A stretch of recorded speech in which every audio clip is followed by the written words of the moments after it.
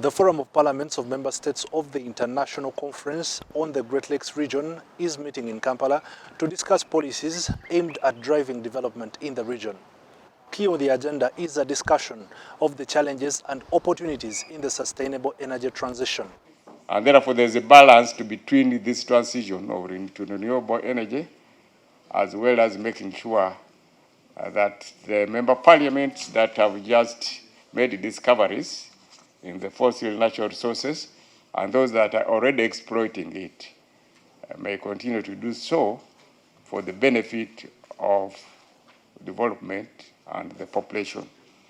That's why we thought it was important to visit also the oil infrastructures, so that when we are discussing, we can look for ways of how to balance the two.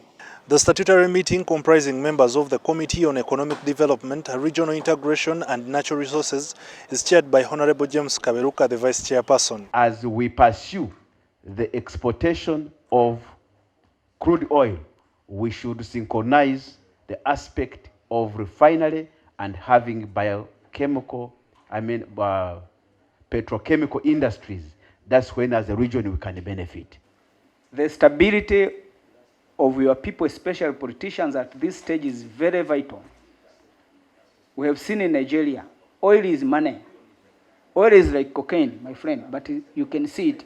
Keeping the infrastructures, of course, it's 4 meters below the ground. But when someone is intending to bad things, he can do. But the government, if they are going to tell people to keep this infrastructure, tell them it's for the benefit of them, the benefit of the region. Research on the sustainable energy transition in the Great Lakes region reveals that it has abundant renewable resources and strategic mineral resources critical to the region's development. To ensure affordable, reliable, sustainable and modern energy for all. Access to energy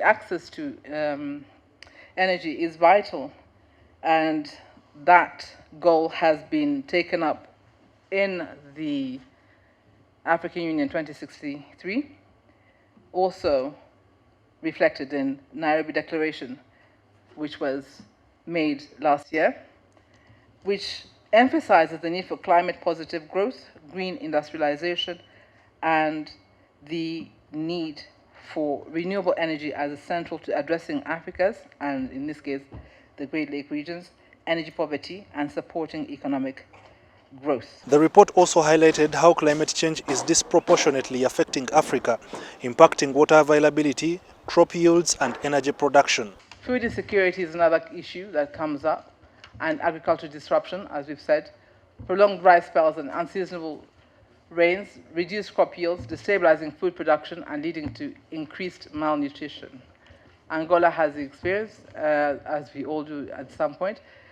Challenges such as limited infrastructure and grid connectivity, reliance on biomass, the cost of development and policy, and regulatory hurdles need to be addressed. The report emphasizes the critical role of parliaments in advocacy, political will, and streamlining budgeting for sustainable development. You can call or refuse and reject and otherwise interrogate what is put before you. That is a power I believe is not often used.